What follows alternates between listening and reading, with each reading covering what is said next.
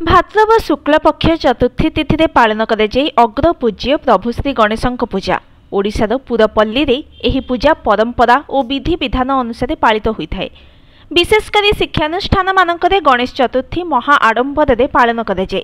शास्त्र अनुसार भगवान श्री गणेश विद्या और बुद्धिदाता, विघ्न विनाशक और मंगलकारी, कला विज्ञान बुद्धिमतार देवता और संरक्षक रूपे से परिचित।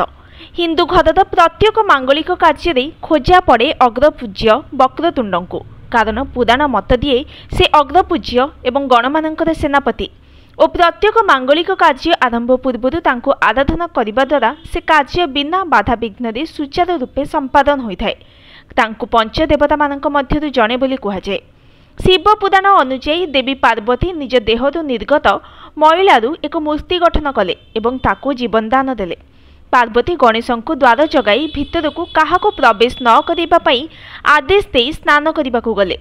ठीक से ही समय रे महादेव सेठाकू आसी भितर को प्रवेश करिबारु बालक गणेश निज पिता को चिन्हि न पारि बाट छाड़िले नाही।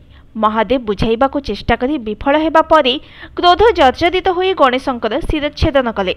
परे पार्वती निकटरू श्री गणेशंकर परिचय पाई फेरी आसी देखिला बेलको मुंडहीन गंडीटी पड़िछि।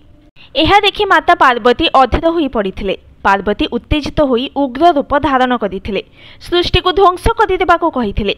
पार्वती को सृष्टिकर्ता ब्रह्मा बुझाइबाको चेष्टा करथिले। तांको सम्मुखरे पार्वती दुईटी शर्त रखिथिले। प्रथमे गणेश को जीवनदान दियाजिबो एवं अन्यटी से अग्रपूज्य हेबे। एथिरे ब्रह्मा राजी होइथिले। अपर पक्षरे शिव गणेश को जीवदान देबा पई तांको अनुचरन को पठाई जेउ प्राणी को से प्रथमे देखिबे जे कि उत्तर दिग को मुंड देई सोइथिबो तार शिरच्छेदन करी नेई आसीबो बोली कहिथिले। शिवदूत एक हाथी मुंड आनी आसीथिले। गणेशंक मुंडरे हाथी मुंडटी को लगाई तांको जीवन्यास प्रदान करा जाइथिला। एहा परे से गजानन नाम रे नामित होइथिले ओ अग्रपूज्य भाव रे पूजा पाइथिले।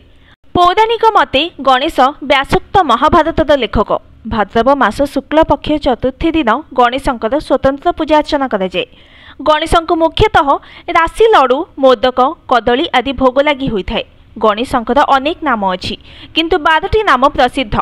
सुमुख, एकदंत, कपिल, गजकर्णक, लंबोदर, विकट, विघ्ननाशक, विनायक, धूम्रकेतु, गणाध्यक्ष, भालचंद्र और गजानन। गणेश चतुर्थी दिन पिला खड़ी धरिबा आरंभ करती। समूह खड़ी छुआ कार्यक्रम विभिन्न मंदिर और पूजा मंडप मानकरे आयोजित हुए। एही दिन श्रीमंदिर रे संध्या धूप सरिबा परे बट गणेश, नृत्य गणपति, भंड गणेशंक मंदिर रे शीतल भोग और वंदापना नीति होइथाय।